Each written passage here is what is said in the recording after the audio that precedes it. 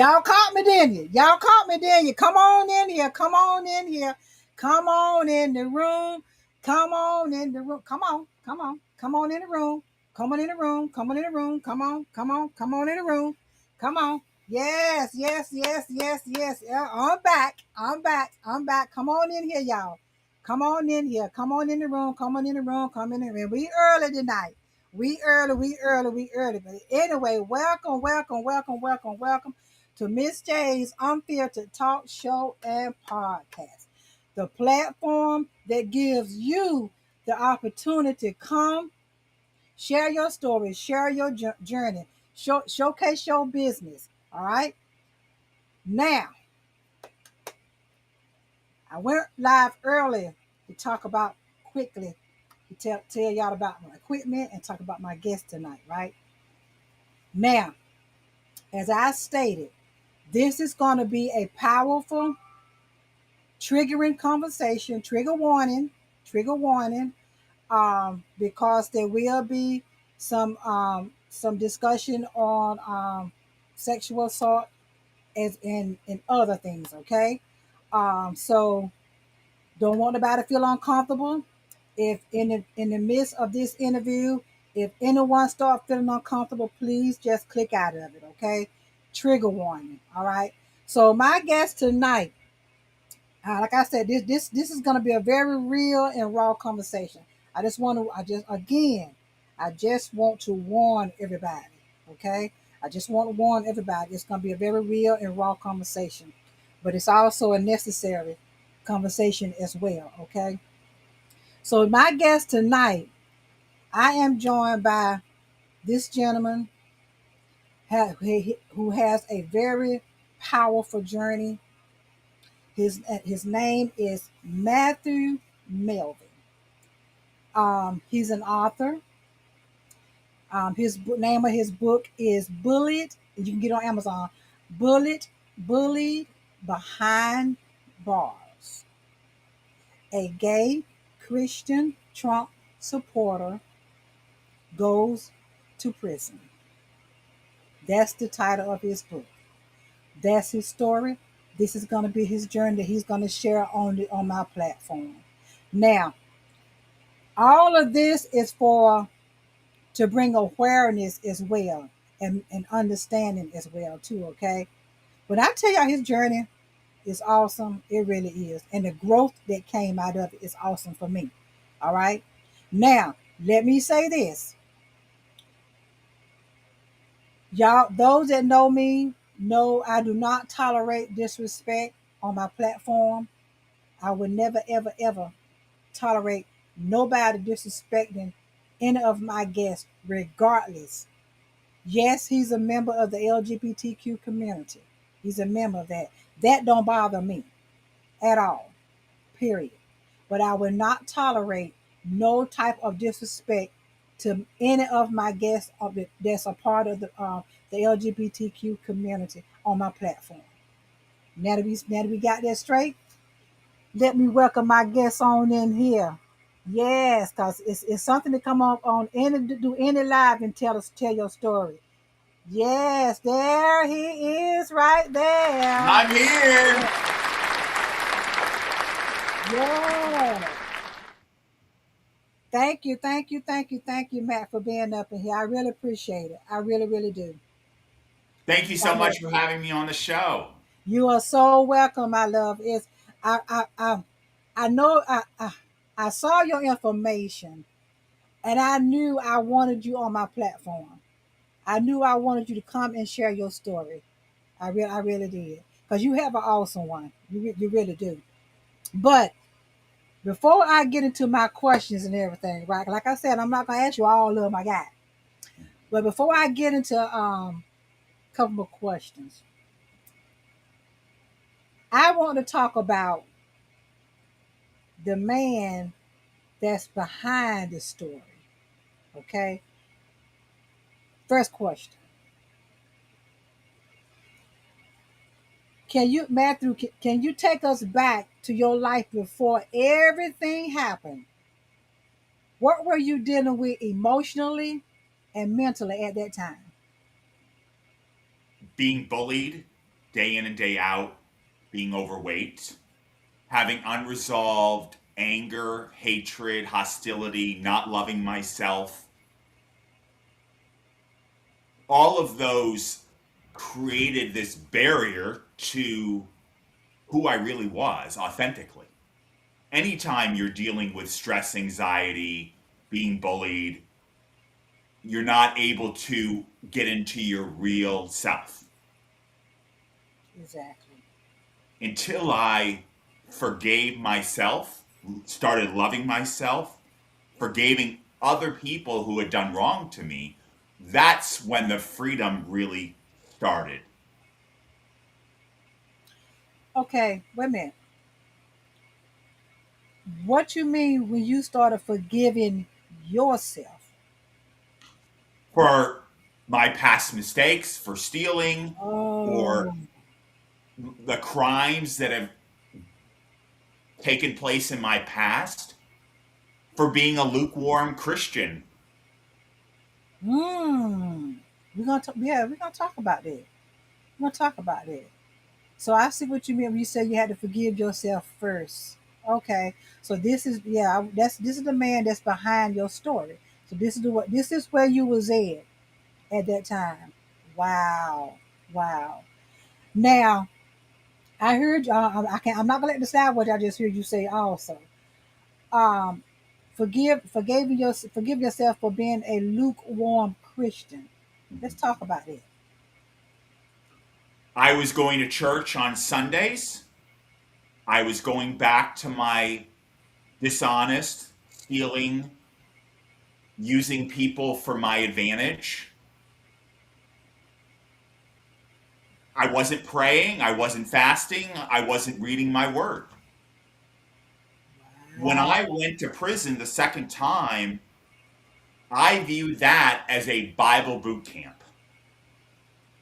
I went to every single Bible study that was available while I was in prison: Jehovah's Witness, Scientology, Christian Science, Catholicism, regular Christianity studies. I was reading my Bible. I was praying. I was fasting. I was exercising, making my bed. All of these disciplines have helped me to become the man I am today. Now I am a well oiled machine for Jesus. If somebody comes and I'm out in the battlefield and they say they're a Jehovah's Witness, I know what to say. 10 years ago, I would have had no idea how to handle that person. Wow. Thank you for coming in, Chia. Blessings to you too, Chia. Wow. Wow. That's what you meant when you said lukewarm Christian. Okay. Wow. Well, I'm glad you really got to the point where you knew in your heart you really supposed to be, because that's what matters. Right. In August 2015, I was driving on 495 headed east in the middle lane going 72 miles an hour, which is fairly slow. I've been known to go 130.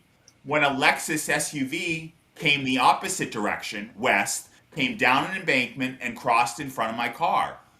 That, I believe, is where God was drawing a line in the sand, saying, you're either going to do my will or you're going to do your own will. You're going to cheat, lie, and steal, go to prison, come out. And I didn't want that.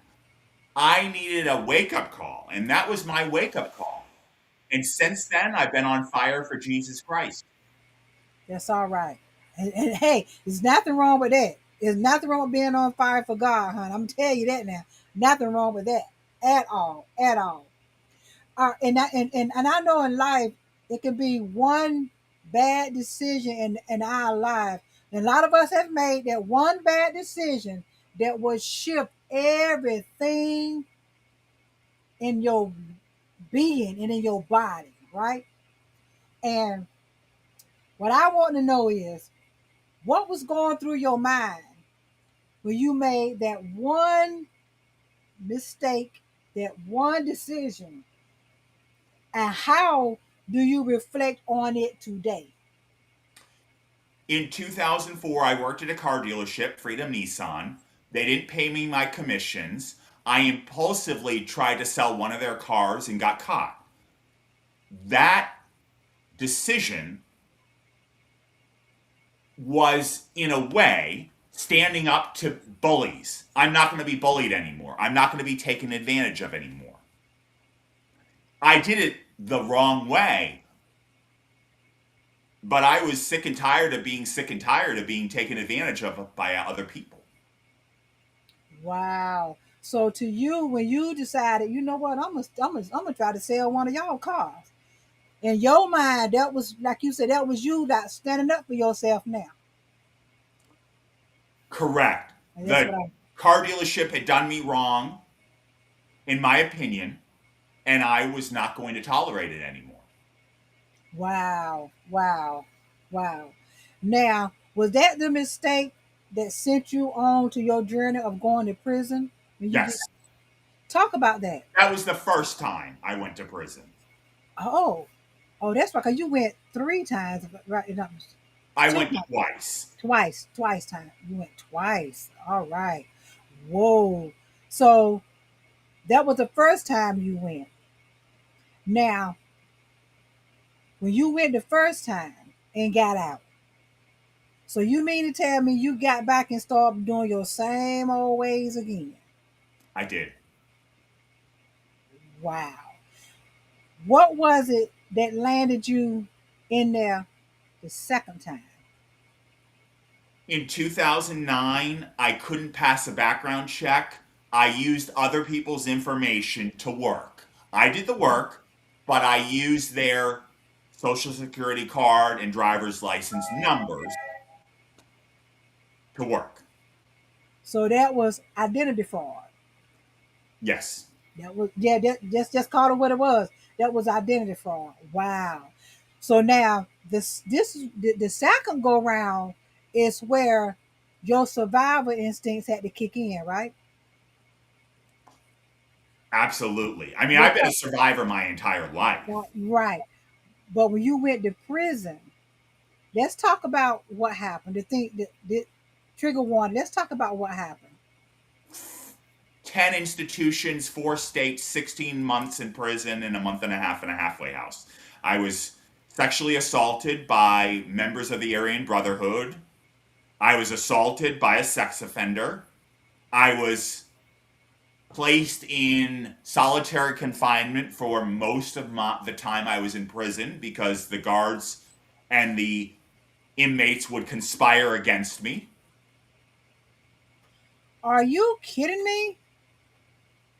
You haven't read my book, have you? Yeah, I read your bio.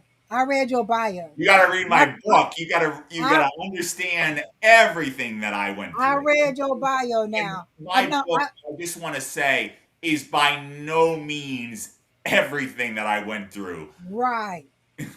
I remember seeing that on my phone. That's why I just said. That's why I said, are you kidding me? Um, because to hear it come out of your mouth, you know, wow. Now let me ask you this question, and I'm gonna see how can I ask this delicately, because this ain't on the question for me to ask. Um, because you said they was conspiring against you. Now, question is, do you think it because they knew that you was part of the LGBTQ community? It was because I was gay. Wow. Okay. Okay. That explains it. That explains why they would because you stated that they knew that stuff was happening to you, but they was turning a blind eye to it. Like we know Yes. about it, okay, and we ain't do nothing about it. So that was all because The inmates would lie to the guards and try to tell them I tried to proposition them. wow. Mm-mm-mm-mm. Wow. That's and the sad thing about it, that was back in 2009, you stated? To, The crime occurred in 2009. The government pursued me for 6 years, spent $500,000, went to 10 different grand juries in the state of Vermont, and finally got a grand jury indictment against me in 2016. they was determined. They was determined to put you behind bars. They was I mean, they was determined. The federal government has unlimited resources, unlimited subpoena power, and unlimited number of attorneys they can put on your case. Wow. So that's why they didn't have no problem spending that type of money then. Wow. But you know the sad thing about this is a lot of this is still going on in prison right now. And the reason why I'm bringing this out now is because about 4 or 5 months ago, someone that I know personally, you know how you get the phone call, you know, you got a phone call from blah blah blah. You know what I mean? How the phone call come through, you got to want to know accepted or not accepted. You know what I mean? That's a About four, prison call.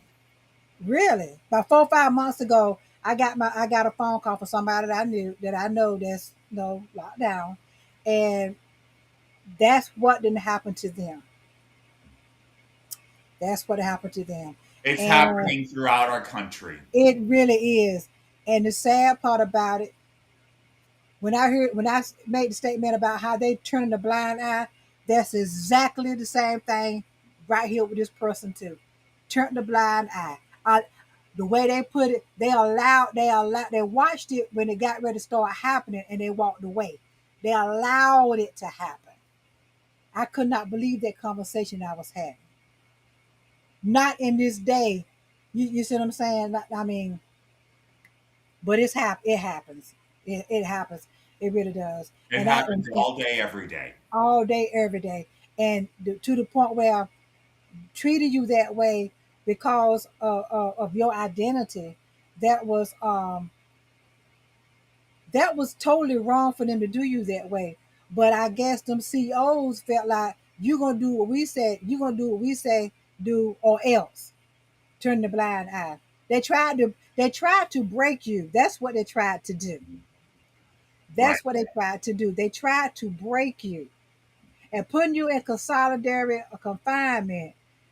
Now I know what that means. For those that don't know what consolidated confinement, Matt, can you explain to them what that is? 23 hours a day locked in a cell all by yourself. And they did that 90 some percent of your time while you were there. That is correct. Wow. Wow. But look at you now. Still standing. You see what I'm saying? God bless you. Still standing. Oh my gosh. Oh my gosh. Man. Whew. That was hard then. I got to give me some drink on this one. I'm sorry. And I also noticed um you talked about having autism and all. Can you expand on that? I have autism. I'm on the Asperger's spectrum. Despite having multiple medical doctors advocate for me, the judicial system turned a blind eye, refused to help me. Wow. Now, when how old may I ask? How old were you? When did you find out that you had autism, Asperger? I was diagnosed at the age of 35. Really late in age. Late in age. Is that common to be diagnosed in later age like that? It is It common. is. Wow. Wow. Did you okay before you got diagnosed? Did you notice anything different about you? No question. I had trouble fitting in. I've had a lot of challenges maintaining a job, Hmm. having trouble maintaining friends, finding friends, constantly feeling like an outcast. Hmm. Hmm. Wow. So now my question is, we just talked about autism. Just why I brought that up. I got a question for you. You was diagnosed as an adult, right? How has that diagnosis helped you better understand your behavior, your choices, and even that moment in your life, whenever that situation happened, the second time? How has that diagnosis helped you better understand your behavior, your choices, and even that moment in your life when you went to jail for the second time? Impulsivity is the shadow of having autism and being on the Asperger's spectrum. no amount of drugs is going to get rid of the impulsivity. The difference today is I have better tools to be able to handle that. All right. Journaling, reading my Bible, praying, fasting, exercising, making my bed, all of these disciplines are inherent in me now. Okay, but see, it was a key word you just said. You have tools that you use.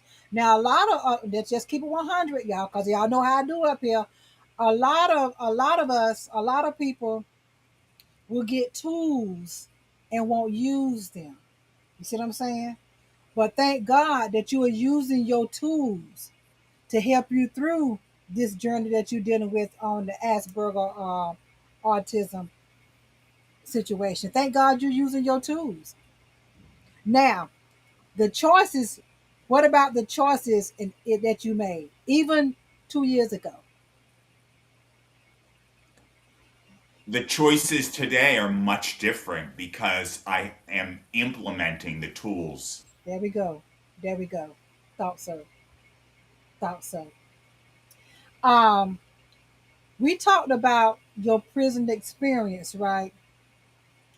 And when you was in prison, I want to go back to that. When you was in prison, y'all forgive me because I want to go back to this. When you was in prison, let me see. See, when I ask questions, I try to think of ways I can ask them because I don't want my questions to seem undelicate. You see what I'm saying? Um, but ain't no way I can say it.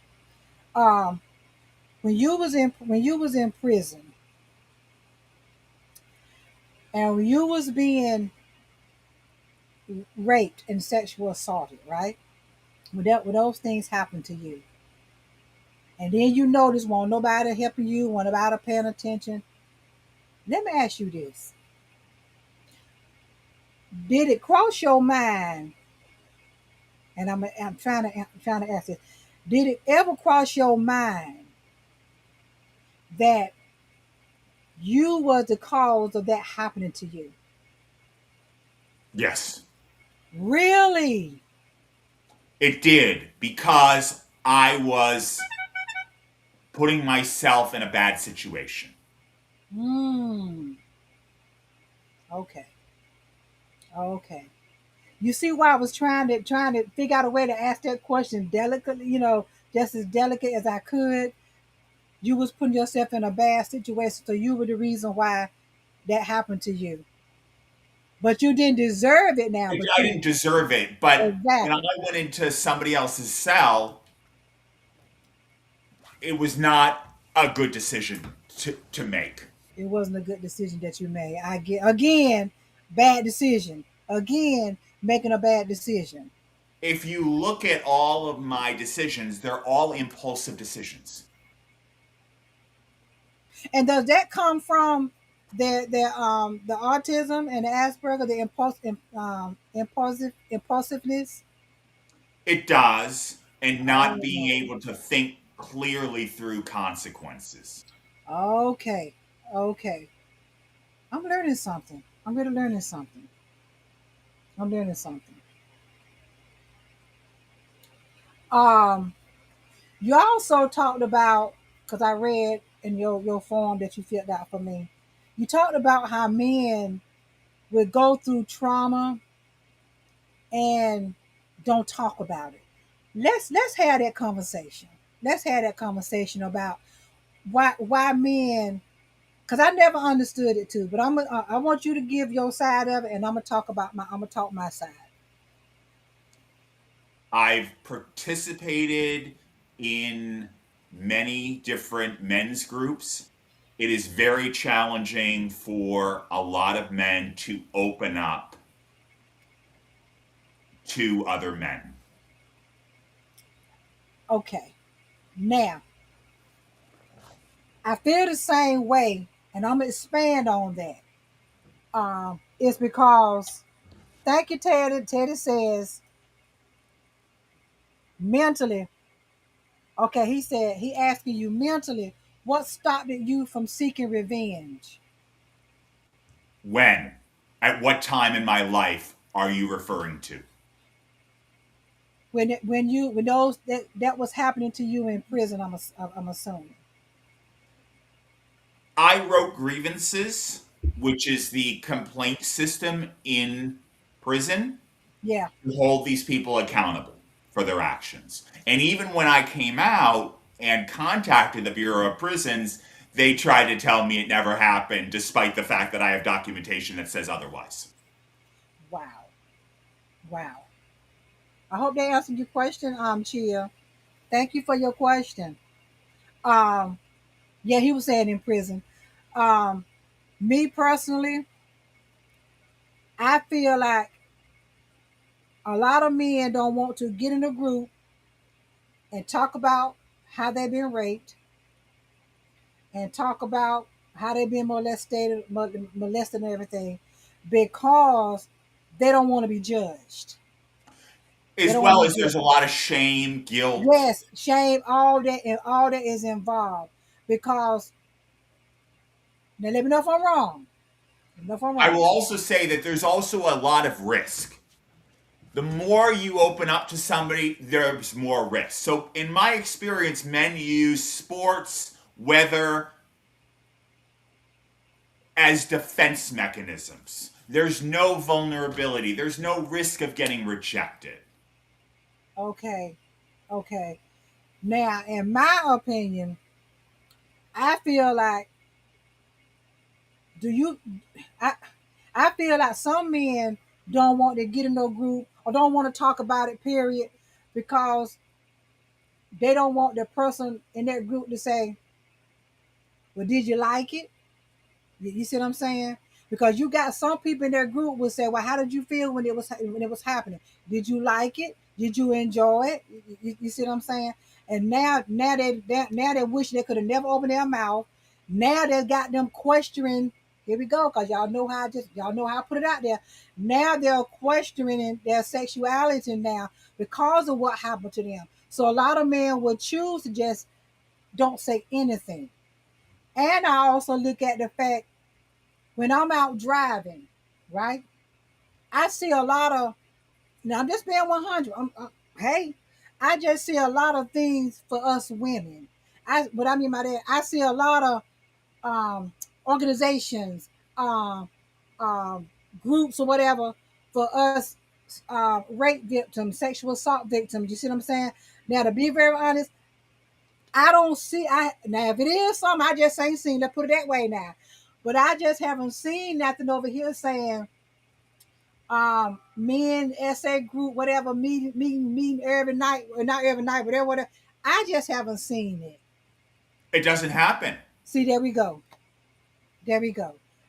The Help me reason try to is understand why. because men are taught to shut up, keep quiet, suck it up, buttercup. Men don't show emotions, stuff it. That's the way I grew up. I grew up in a very stoic family where men were taught to not show emotions, to not be vulnerable, to not Yes, risk yes. any openness about feelings.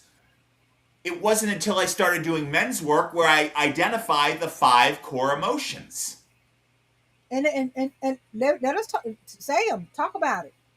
sad, angry, scared, happy, excited, and I'm sorry, there's six. I goofed. That's okay. And the other one, I don't really like tender. I would substitute it for loving. For And loving. until I started doing men's work, I didn't even know that those were emotions. The other thing I find when men check in is they will say, "Oh, I'm all emotion." We call it I'm all in. There is no way that you can be angry and happy at the same time. You It's can't. You can't. You can't. That no. That you can't happen. So do you think that's what when a man say that I'm all in? Do you think that's what he's saying? He's happy and whatever at the same time. he's saying I don't want to risk rejection by other people. I'm just going to say I'm fine so I don't have to be vulnerable. Wow. The less you share, the less vulnerability you have. The more you share, the more open you are to other people, there's more risk. But so even so you're saying, and okay, my and what am I saying? I really think also, if I've often wondered if men was given the safe space, okay, the safe space where no judgment is going to be held. Nobody's going to judge you for what happened to you at 5 years old, or 6 years old, or 12 years old, or 15 years old. Nobody's going to judge you in this group. But I often wonder if men was given that safe space to be able to do that, will that space be filled up with so many men that is ready to talk? My opinion is it would never happen. Wow. And that's what, and I mean, because I'm going to go there. I feel, again, I feel that's what's wrong with a lot of, I'm going to say all men, some men that has been traumatized in their life as either rape, molested, because molestation don't always mean penetration. It can be an unwanted touch, or they make you touch them as well. I want y'all to understand that now. Um, but that I don't understand how men can walk. A lot of men is walking around with all that hurt and anger, but chose not to go and try to get help. This is why a lot of men. This is what a lot of men is going around with, and like you said, Matt, was taught to suck it up. Don't you say nothing. You can get through this. But all the while, all this stuff is start showing up in your relationship now. Am I right or wrong, Matt? You are absolutely 100% correct. Okay, a lot of this starts showing up in relationship now. All because you got that. A lot of men got that past trauma sent back in the back of their head. See, a lot of us, because I'm gonna say us, because I was one of them at one point. I, as a female, as a woman, as a survivor, I had it pushed all the way down in my soul. I did that. Up until 3 years ago, it finally came back out. Well, a lot of the men, I'm pretty sure, doing the same thing.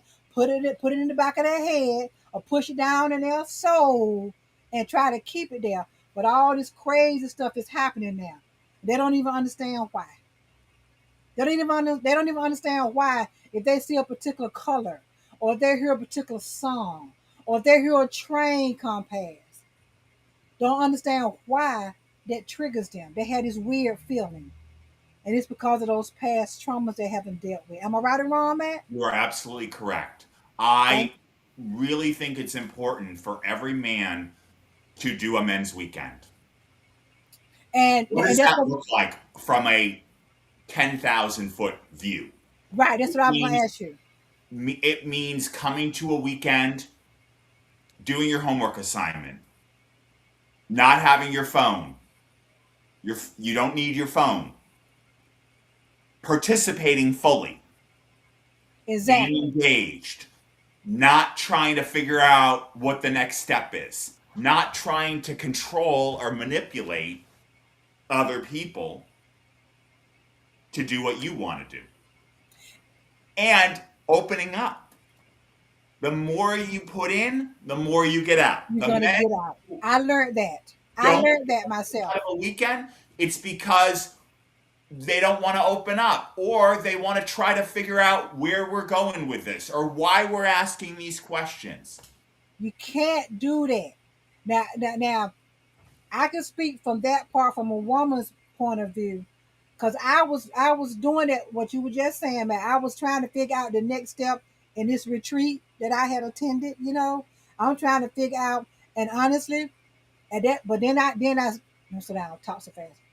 I was trying to figure out. Oh yeah, I know what's gonna happen next. And then also I went in half stepping. What I meant by that, I didn't go in and fully release myself.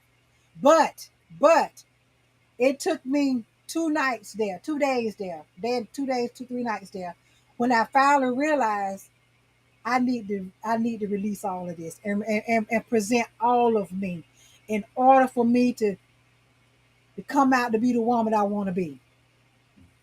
Let me just say it just like that. The other And challenge I think is that's what men do. there's a lot of time that men are asked to journal and stay in essential silence. Men struggle with a room that is silent.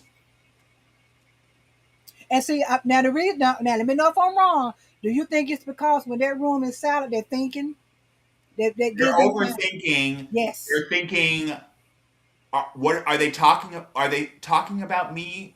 What's going on with that other guy? Does he think badly of me? You're Come on, getting into Matt. your head. You're forming judgments about other people. Yes. Yes. The other thing on these weekends is the food is very limited, and we do that to try to ensure that people are fully present. There we go. These are long, long days. We start early in the morning and we go till late at night. Yep. And it's one activity after Off another. another one. The other challenge is it's not a hotel room. You Mm-hmm. don't close the door and enjoy your shower and a TV at night. You're in a bunkhouse with other men. Men are going to be snoring. Men are going to be loud. You have to just adopt. And because I've been in prison and I've seen a lot and had to figure things out, it comes easily. But the men who are financially well off, used to telling other people what to do, Yeah. those are the men that are challenged the most. Because guess what? They're not in control. And let me just say, control is an illusion. God is in control. Come on now. That's right, Matt. That's right. Come on with it. That's right. God is in control. Chill said, pride is a man's kryptonite. No man wants to look weak. And that's true. That's true. That's true. My other question is, in your darkest moments, when fear and isolation was real, what kept you going mentally, emotionally, and spiritually in your darkest moments? Reading my Bible, praying, knowing that God had forgiven me, knowing that I was a child of God. A lot of people are in a mental prison in their head. I was in a physical prison, but I was free. I was like Paul. I was dancing around, singing, being joyful. These are not traits that the guards expected. You're Mm-hmm. supposed to be miserable. You're supposed to be screaming and angry and banging on walls. And I didn't exhibit those characteristics. Wow. Wow. I want to go back to something. I'm gonna take you back a little bit. Um, and this is about I'm your sorry, several of the institutions, they took my Bible. what? Yes. Wow. Took your Bible. They did. Wow. But they still can take it from out your heart though. You see No, what they I'm saying? can't. Exactly. I want to go back real quick, Matt, and forgive me for going back this far with this question. But this is a question concerning your sexuality. I want to know if how did your parents if you how's your relationship with your parents and your family? It's always been strained. Mm. And it's because of I think there's a lot of resentment my parents have because I can't give them kids. oh they want babe. Okay, okay, okay. Did you how did you present that to them or did you let them figure it out? They've caught me very, very young with a guy. They've known it for a long, long time. Okay, okay, okay. And they just haven't accepted it yet. They just haven't accepted it. They say they have, but I don't believe that they have. Well, you can about tell in the tones of the conversations. You see what I'm saying? Their tone. Do you see them? Do you be around them? Do you see them? Oh, I see them all the time. Okay. My Okay. parents are in a very codependent relationship. Oh. Okay. And if you're in a codependent relationship, I encourage you to do Big Bill's 12-step program because codependency is an addiction. It's Yes, it not is. healthy at all. Yes, it is. Say it again, Matt. For them folks that sitting way back in the back, can't hear you. Say it again. Say it again. Codependency is an addiction. I encourage you, if you are in codependency, to go through Big Bill's 12-step program. I did it for stealing. Those 12 steps can apply for anything. It doesn't just have to be drugs or alcohol. Any Wow. addiction you have, from your cell phone to pornography to masturbation, whatever it is. Wow. Chill said, what was meant to break you made you an overcomer. That's right. That's exactly right, Chill. Thank you so much for that. Okay. Now, we're about to wrap it up. What would you say?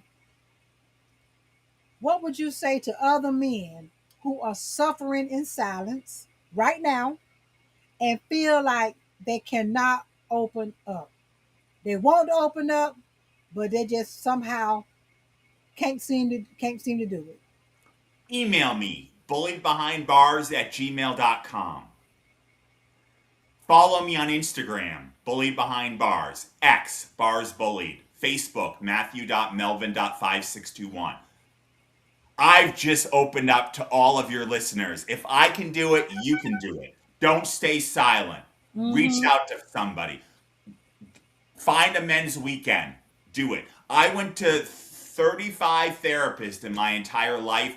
I thought it was a complete and utter waste of time until I started doing a men's weekend and opening up with other men who wanted to, see other men and find commonality. That's where my true healing began.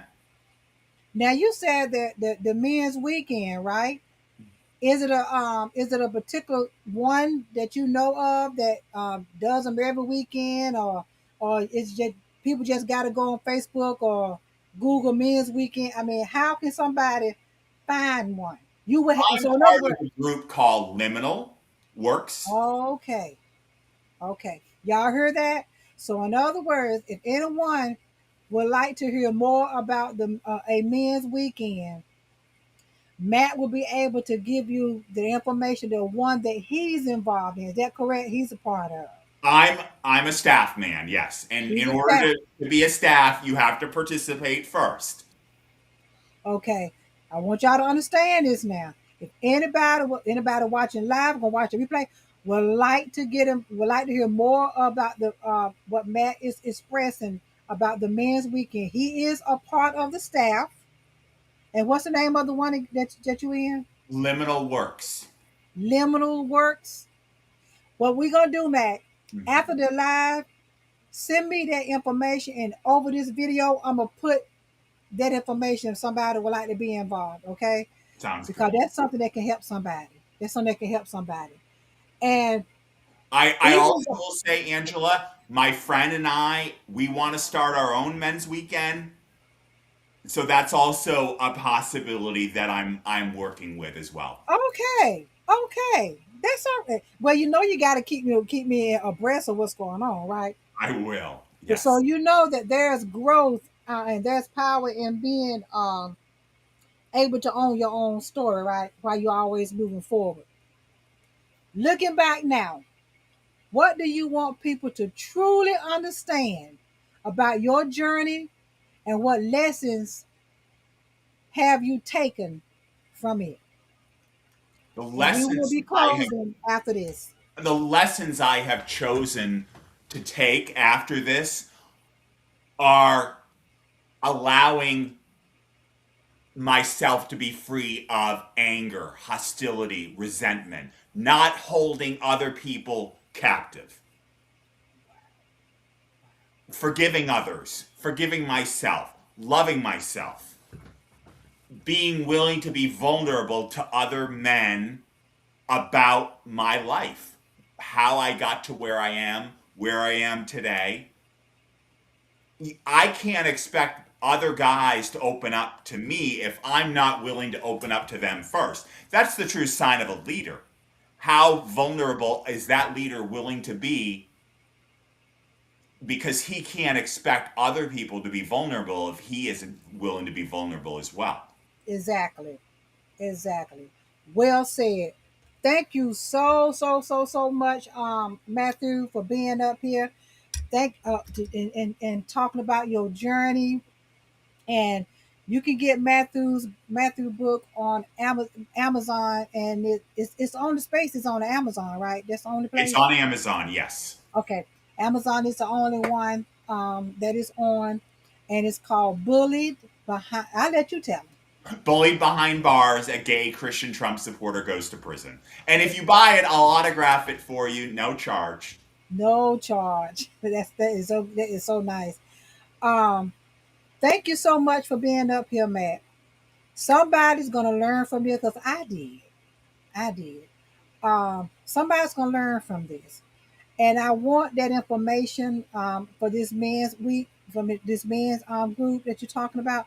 Make sure you give me that information because I want to put that over the top of the video, okay, so people can see it. So now, with that all being said, y'all know I love y'all. Y'all know I love you. I love you. I love you. And thank y'all for coming in here. Thank you for the comments. Thank you for the comments, Chill. And it's some more people here, but a lot of people come in, but they won't say anything. But it's okay. I just appreciate y'all being in here watching. Okay. Look, y'all have a good Saturday. Y'all have a good Saturday. And remember, don't let nobody steal your joy because your joy belongs to you. Okay. I love y'all. Y'all have a good